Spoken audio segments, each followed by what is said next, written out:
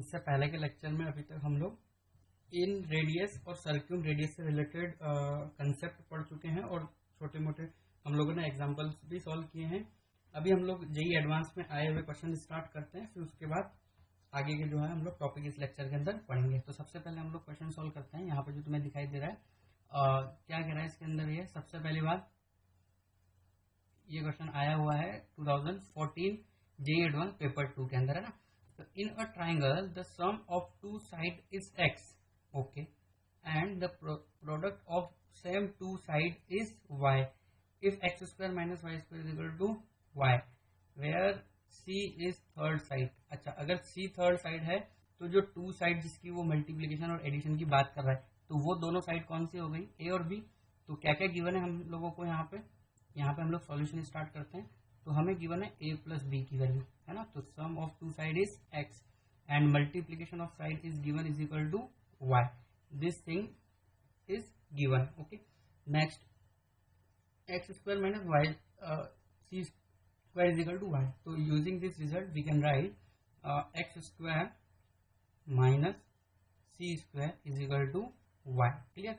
अब यहाँ पे x की वैल्यू हम लोगों को पता है द लेफ्ट वाले पार्ट से, कितनी a प्लस बी। तो हम इसको क्या लिख सकते हैं, a प्लस बी का whole square minus C square is equal to y, ऐसा लिख सकते हैं हम लोग। अब इसको हम लोग आगे बढ़ाते हैं, तो इसको हम क्या कर सकते हैं भाई, a square plus b square plus 2ab minus C square is equal to right hand side में क्या है y, और जो है y को हम लोग क्या लिख सकते हैं, y जो है मल्टीप्लीकेशन ऑफ ए बी है, तो हम लोग इसको लिख देते हैं a इंटू बी, हमने ऐसा लिखा। अब देखो, ये first a square b square और माइनस सी स्क्वायर को अगर हम लोग देखें तो ये फॉर्मूला कहीं ना कहीं हमें कॉसाइन वाला फॉर्मूला बन रहा है, किसके लिए, कॉस सी वाला। तो इसको हम लोग इस तरीके से लिखते हैं, कुल a square plus b square minus C square, है ना, प्लस हम लोग क्या लिख सकते हैं, a b is equal to 0। तो देखो यहाँ पे इसके डिवाइड में किसकी कमी है, 2ab की। तो अगर 2ab होता तो इसको हम cos से लिख पाते हैं, तो 2ab से डिवाइड कर देते हैं हम लोग, है ना। तो अगर हम इस इक्वेशन को 2ab से डिवाइड करेंगे तो हमें क्या मिलेगा, a square plus b square minus C square upon 2ab plus 1/2 is equal to 0। तो देखो ये हम लोगों का फॉर्मूला यहाँ पे दिख रहा है, इसका फॉर्मूला बन गया ये cos c का। तो cos c की वैल्यू हमें मिल गई माइनस 1/2। अब cos c is equal to minus 1/2 है, तो इससे हम लोगों को किसकी वैल्यू मिल गई, एंगल C की वैल्यू मिल गई, ओके। तो angle C is equal to जो है हम लोग कितना लिख सकते हैं एंगल C की वैल्यू, और cos C is equal to minus 1/2, C is equal to हम लोग लिख सकते हैं 120 डिग्री। क्लियर। तो अभी हम लोगों को क्या क्या पता हो गया, C एंगल की वैल्यू, क्लियर, और मल्टीप्लीकेशन पता है हम लोगों को साइड्स का, और हमें क्या पता है, साइड्स का क्या पता है, एडिशन की वैल्यू भी हम लोगों को पता है। अब हम लोग थोड़ा आगे की तरफ बढ़ते हैं कि ये जो है बोल क्या रहा है, हमें क्या कैलकुलेट करना है, the ratio of the inradius and circumradius, okay. तो ये बात कर रहा है स्मॉल आर और कैपिटल आर की। तो स्मॉल आर और कैपिटल आर का रेशियो ये बोल रहा है। So we have to find value of r upon capital R, है ना। तो हम स्मॉल आर का फॉर्मूला जानते हैं और हम किसका फॉर्मूला जानते हैं, कैपिटल आर का। और यहाँ पे हम कौन सा फॉर्मूला यूज करेंगे, अकॉर्डिंग टू गिवन कंडीशन। हमें ए और बी का मल्टीप्लीकेशन पता है, तो कहीं ना कहीं ए बी सी यूज हो, इस तरह का हम लोगों को फॉर्मूला यूज करना है, ठीक है। तो स्मॉल आर होता है delta upon S divide by capital R. Capital R की वैल्यू कितनी होती है, A B C upon 4 delta.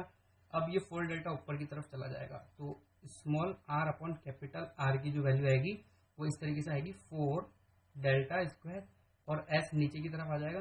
तो ये कितना हो जाएगा तुम्हारा एस, और साथ में क्या है multiplication A B C, clear. अब हम लोगों को यहाँ पे कहीं ना कहीं किसकी वैल्यू निकालनी है, डेल्टा की वैल्यू निकालनी है, और किसकी वैल्यू निकालनी है, ये ए बी सी में से हम लोगों को सिर्फ पता है ए बी। तो डेल्टा मतलब क्या होता है, area of triangle. Area of triangle हम लोग कैलकुलेट कर सकते हैं बाय यूजिंग एरिया फॉर्मूला, ठीक है। तो हम इसी की कैलकुलेशन को जो है आगे की तरफ बढ़ाते हैं, 4 डेल्टा, डेल्टा को हम लोग लिख देते हैं 1/2 ए बी साइन सी, और सी हमें पता है कितना 120, तो हम उसकी वैल्यू लिख देते हैं यहाँ पे। इस पूरे का क्या है यहाँ पे स्क्वायर, और जो डिवाइड में है, डिवाइड में क्या चल रहा है, एस एस हम ए बी सी की फॉर्म में लिख सकते हैं इसको, a plus B plus c upon 2, clear, into a B c. अब ए बी सी को है ना ए बी लिख देते हैं हम, ऐसा क्यों, क्योंकि ऊपर भी ए बी है तो वो कट हो जाएगा, A B into C, clear. अब हम लोग यहाँ पे साइन 120 की वैल्यू रख देते हैं और जो भी कट हो रहा है उसको लिखते हैं और रिमेनिंग पोर्शन देखते हैं क्या आता है। तो हम इसको लिख सकते हैं यहाँ पे इज इक्वल टू, है ना, तो ये 4 तो ऐसा कैसे रहेगा और ये कितना हो जाएगा 1/4 ए बी का होल स्क्वायर, और साइन 120 की वैल्यू की बात अगर हम लोग करें तो ये होगा √3/2, क्लियर, तो ये हो जाएगा 3/4। अब डिवाइड में क्या है, डिवाइड में है a प्लस बी प्लस सी, उसमें से हमें a प्लस बी पता है तो हम उसको अलग लिख देते हैं, यहाँ पे a प्लस बी को हम लोग अलग लिख देते हैं, प्लस में क्या है c, डिवाइड बाय कितना 2, और ए बी की वैल्यू हम लोगों को पता है और ये ऊपर कट भी हो जाएगा ना, तो ये ए बी इंटू सी तो यहाँ पे है ही सही, इज इक्वल टू, अब देखो सबसे पहले ये 4 से 4 हम लोग कट कर देते हैं, यहाँ पे 2 है और ऊपर 4 है तो ये हो जाएगा तुम्हारा रिमेनिंग 3/2, और क्या कट हो रहा है ए बी से ए बी कट हो रहा है, तो ऊपर हमारे पास जो रिमेनिंग रहेगा वो कितना रहेगा ए बी, और डिवाइड में हम लोग देख लेते हैं हमारे पास क्या बचेगा ए प्लस बी, तो ये जो ए प्लस बी है तो ए प्लस बी की वैल्यू अभी अभी हम लोगों ने देखी ऊपर दी हुई है, एक्स गिवन है, तो हम लोग उसको क्या लिख सकते हैं एक्स प्लस सी, क्लियर, हम लोगों ने एक्स प्लस सी लिख दिया है यहाँ पे, और ये वाला सी अभी लिखना बाकी है तो इसको भी हम लोग लिख देते हैं सी। अब a इंटू बी की वैल्यू गिवन है, कितनी गिवन है भाई y, तो हमारा आंसर क्या हो गया 3y upon 2c x plus c, let see which option is this, कितना आ रहा है 3y upon 2c, 3y upon 2c x plus c, तो इस अकॉर्डिंग हमारा आंसर आ रहा है ऑप्शन नंबर बी, क्लियर। तो बहुत ही इजी क्वेश्चन है, बस यहाँ पे तुम लोगों को सॉल्यूशन ऑफ ट्राइंगल चैप्टर का स्मॉल आर और कैपिटल आर का जो है फॉर्मूला पता होना चाहिए, then only you can solve this question, clear. अब हम लोग नेक्स्ट क्वेश्चन की तरफ बढ़ते हैं। जेई एडवांस 2010 पेपर 2 में ये क्वेश्चन आया हुआ है, तो सबसे पहले हम लोग रीड कर लेते हैं कि भाई ये क्या कहना चाहता है। तो consider a triangle A B C, let A B C denote the length of the side opposite to what is A B C. तो देखो पहली बात में तो कुछ भी एक्स्ट्रा कंसेप्ट नहीं है, पहली बात के अंदर वही लिखा हुआ है जो हम जानते हैं, स्टैंडर्ड रिप्रेजेंटेशन।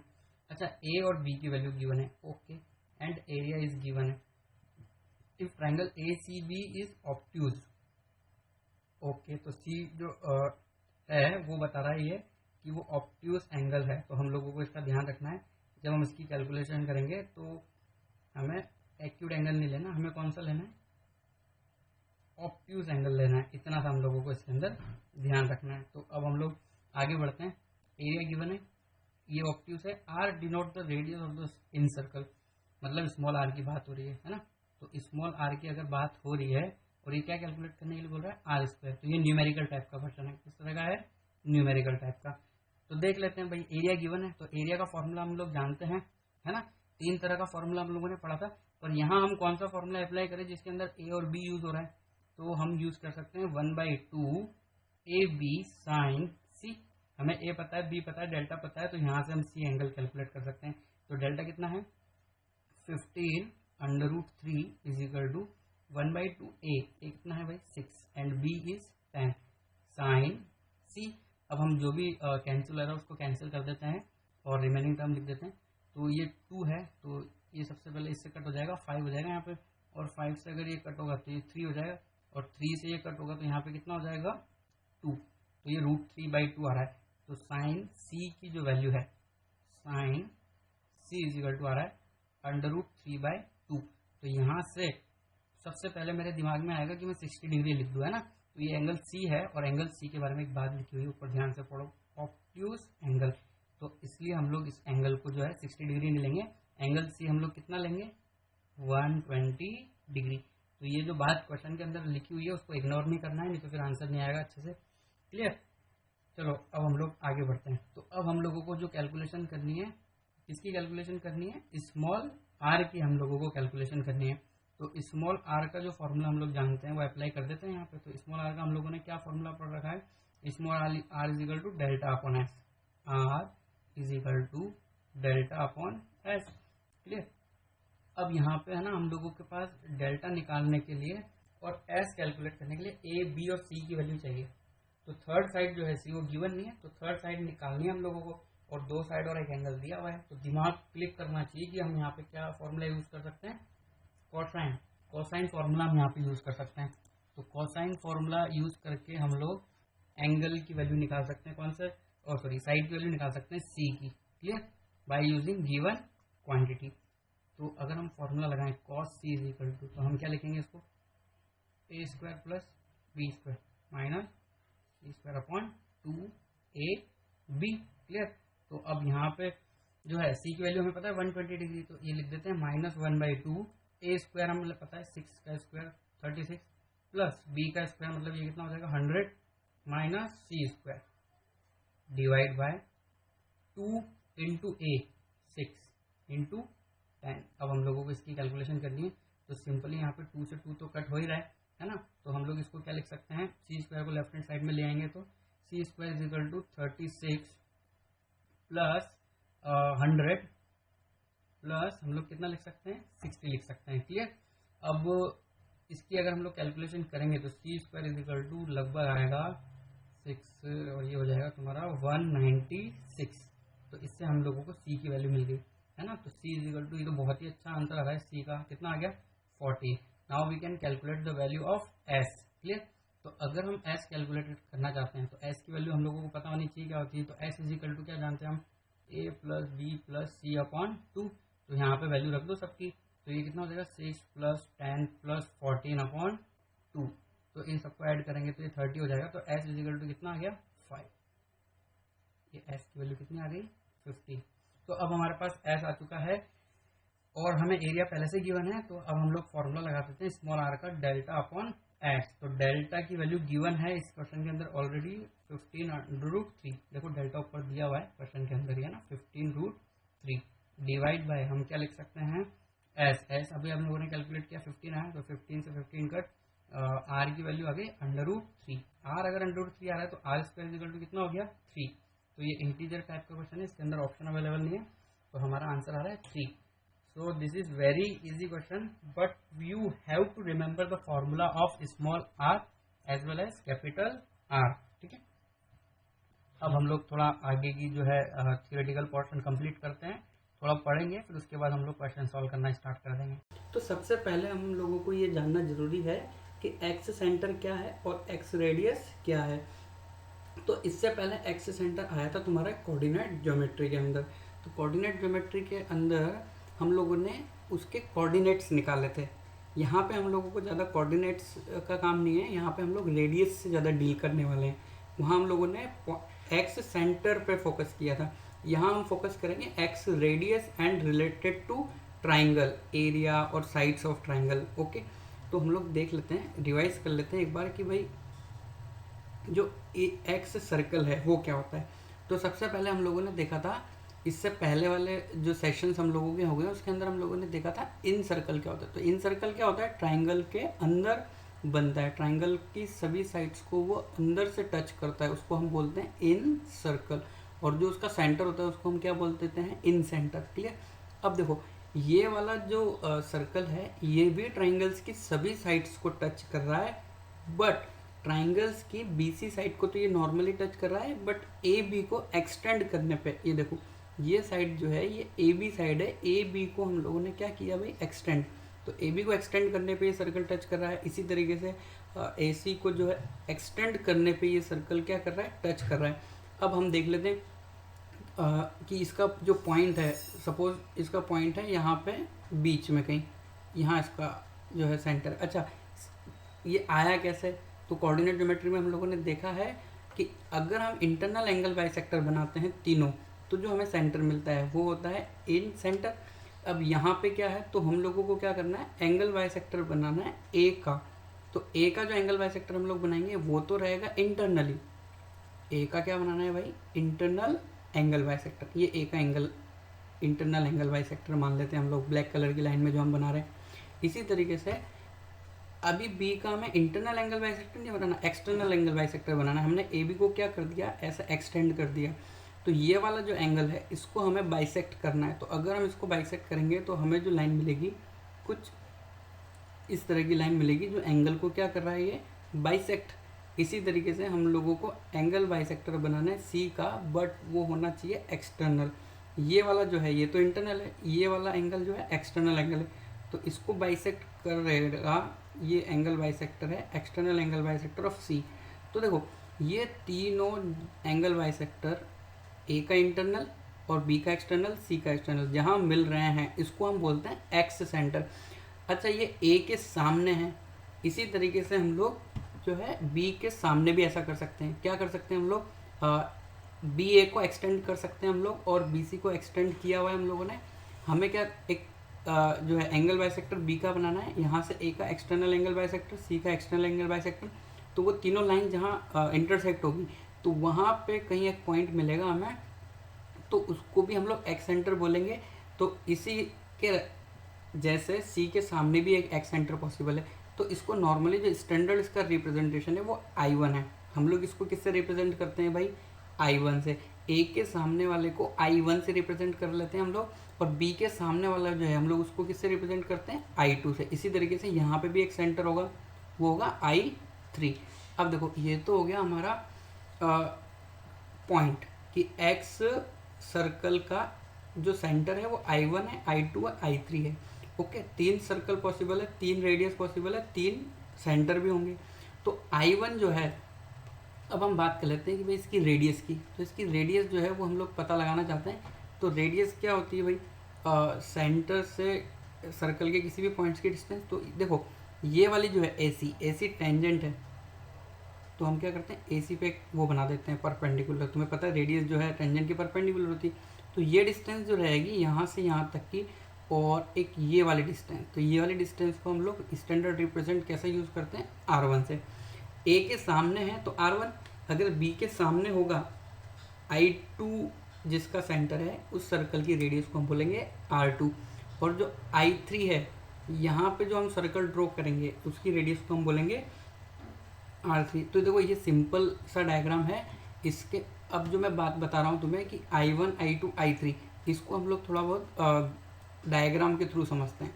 तो ये डायग्राम दिखने में थोड़ा सा बड़ा है, बट घबराना नहीं है, समझना है इसको।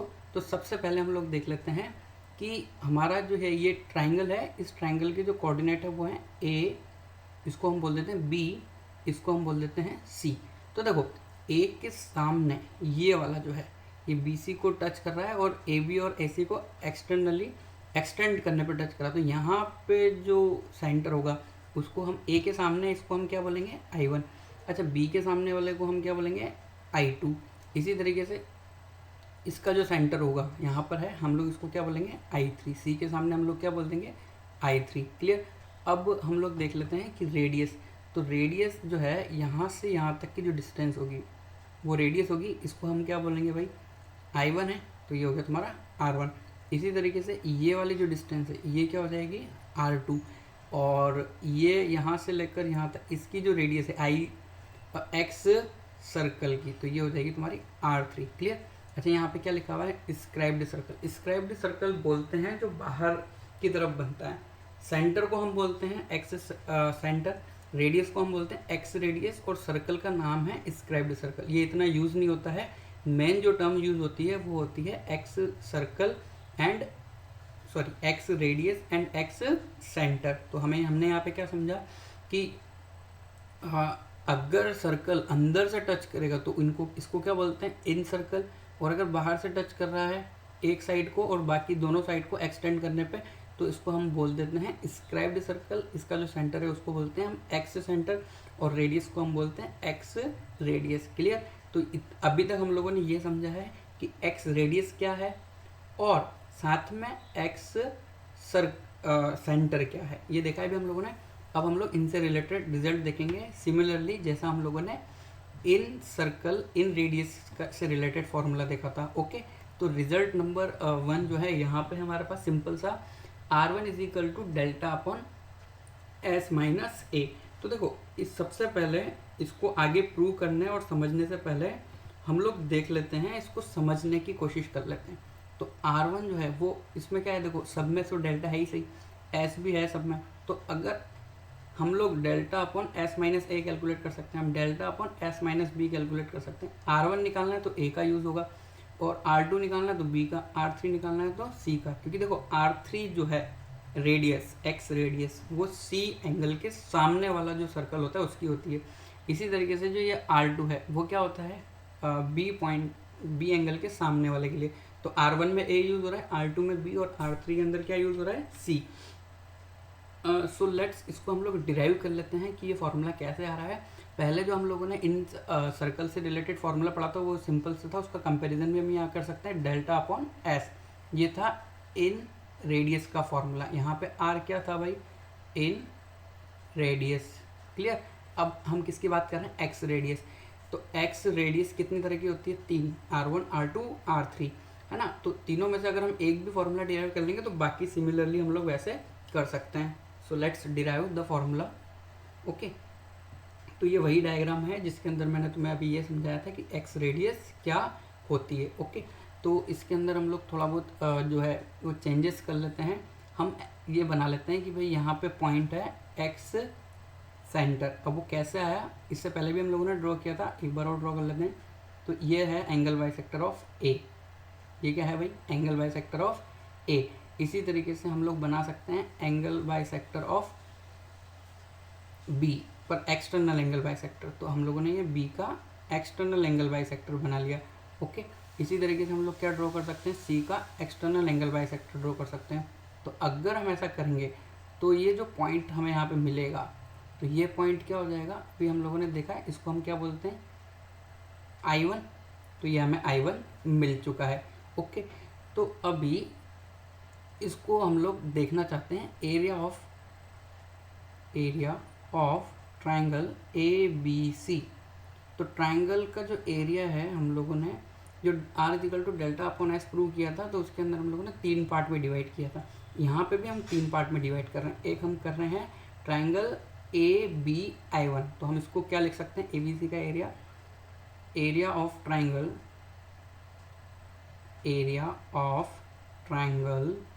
ABI1।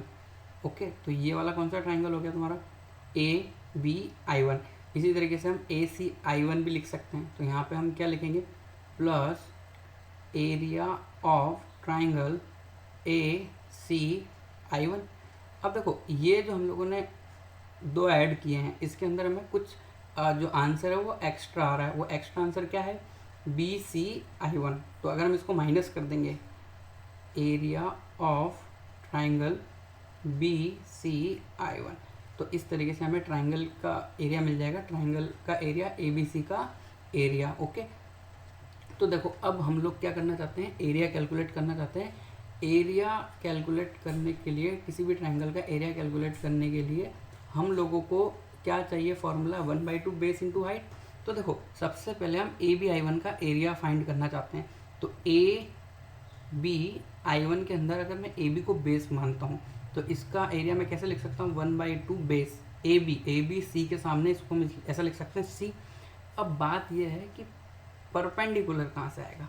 तो देखो परपेंडिकुलर के लिए हमें I1 से AB पर परपेंडिकुलर बनाना पड़ेगा, क्योंकि ABI1 जो है ट्रायंगल वो ऑब्ट्यूज एंगल ट्रायंगल है। तो ऑब्ट्यूज एंगल ट्रायंगल में अगर हम लोग यहाँ से AB पर परपेंडिकुलर लेंथ फाइंड करना चाहते हैं तो वो यहाँ से इस तरीके से होगी।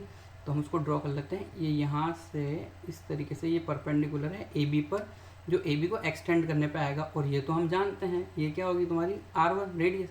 तो इस तरीके से ये परपेंडिकुलर क्या हो गया यहाँ पे, R1। क्लियर। प्लस इसी तरीके से हम ACI1 का एरिया निकालना चाहते हैं। तो AC को बेस अगर हम लोग मानते हैं तो ये क्या हो जाएगा, 1/2। AC की वैल्यू कितनी है, B। अब अगेन वही बात जो हमने पहले देखी कि AC पर हमें I1 से परपेंडिकुलर बनाना है, तो AC को हमें एक्सटेंड करना पड़ेगा, जो किया हुआ है। यहाँ से हमें AC पर परपेंडिकुलर, तो ये वही रेडियस होगी R1। तो यहाँ पे हम लोग क्या लिख सकते हैं, अगेन R1। ओके, तो अगर मान लो तुम्हें समझ में आने में दिक्कत आ रही है कि भाई ये परपेंडिकुलर कैसे बन रहा है, तो तुम जो है एक छोटा सा डायग्राम यहाँ पे देखो, इस तरह का है ना, ये है भाई। सपोज करो कि तुम्हें यहाँ से ये कोई है ए बी सी। अब तुम्हें सी पॉइंट से ए बी पर परपेंडिकुलर बनाना है, तो तुम परपेंडिकुलर तभी बना सकते हो जब तुम बी ए को क्या करोगे, एक्सटेंड। तो एक्सटेंड करोगे तभी परपेंडिकुलर पॉसिबल होगा, तो ये होगा परपेंडिकुलर। तो इसी तरीके से हम लोगों ने एक्सटेंड करके परपेंडिकुलर बनाया। तो ये हो गया हमारा ए बी आई वन का, और ये एरिया हो गया triangle A C I one का। अब माइनस जो कर रहा है वो क्या करना है हमें, बी सी आई वन का। तो बी सी को हम बेस मान लेते हैं 1/2 बी सी मतलब ए। और देखो यहाँ पे भी जो परपेंडिकुलर है वो हम लोग देखेंगे कि यही वो परपेंडिकुलर है यहाँ से लेकर यहाँ तक की डिस्टेंस, क्योंकि टेंजेंट और रेडियस आपस में परपेंडिकुलर होती है और रेडियस ही परपेंडिकुलर। तो ये क्या हो जाएगा तुम्हारा R1। तो यहाँ पे हम क्या लिख देंगे भाई, R1। तो देखो अब इस फॉर्मूले के अंदर क्लियरली तुम्हें दिख रहा है कि कुछ कॉमन आ रहा है। तो यहाँ पे क्या कॉमन आ रहा है भाई, R1/2 हम कॉमन ले सकते हैं। तो जो बचेगा वो बचेगा C + B - A। अब देखो फॉर्मूला जो है वो हमारा डेल्टा की फॉर्म में और एस की फॉर्म में, तो यहाँ हमें कहीं ना कहीं एस का यूज़ करना पड़ेगा। तो हम एस का फॉर्मूला जानते हैं, क्या जानते हैं हम लोग, 2s = a + b + c, but we want to calculate the value of b + c - a। तो यहाँ b + c तो है, यहाँ -a करने के लिए तुम्हें क्या करना पड़ेगा, दोनों तरफ -2 है। तो ये हो जाएगा 2s - 2a = b + c - a। यही वैल्यू हमें चाहिए। तो हम ये वैल्यू यहाँ पे अगेन पुट कर देते हैं। यहाँ से ये वैल्यू इसके अंदर पुट करेंगे तो हमें मिल जाएगा R1/2 2s - 2a। अब यहाँ से 2 कॉमन ले लेते हैं। तो अगर हम 2 कॉमन लेंगे तो हमें किसका एरिया मिल रहा है, ट्राइंगल ABC का, जिसको हम लोग क्या बोल सकते थे भाई, ट्राइंगल के एरिया को डेल्टा = तो जो हमें वैल्यू मिल रही है वो किसकी मिल रही है, डेल्टा की। तो डेल्टा इस तरीके से हमारे पास आ गया। 2 से 2 कटने के बाद R1s - a। अब फॉर्मूला हमें R1 का पढ़ना है तो हम ऐसे लिख सकते हैं R1 = डेल्टा/s - a। तो ये डिराइव हो गया फॉर्मूला 3 है, बट एक हमने डिराइव किया है। एक डिराइव करने के लिए हम लोगों ने कौन सा सर्कल यूज़ किया है, ए के सामने वाला। अगर हम बी के सामने वाला सर्कल यूज़ करेंगे, एक्स सर्कल, तो हमें बी से रिलेटेड फार्मूला मिलेगा। इसी तरीके से हम तीसरा जो है फार्मूला डिराइव कर सकते हैं अगर हम सी के सामने वाला सर्कल यूज़ करेंगे। तो एक फार्मूला अगर हम डिराइव कर सकते हैं तो बाकी सिमिलरली उसी तरीके से डिराइव हो जाएंगे। ओके, तो ये नेक्स्ट रिजल्ट है सेम, एक्स रेडियस से related. R1 = s tan a/2, R2 = s tan b/2, R3 = s tan c/2. We should remember this formula. Not only this but also we should remember all the formula. बहुत से बच्चों को ऐसा problem हो सकता है कि सर इस चैप्टर में तो बहुत फार्मूला है।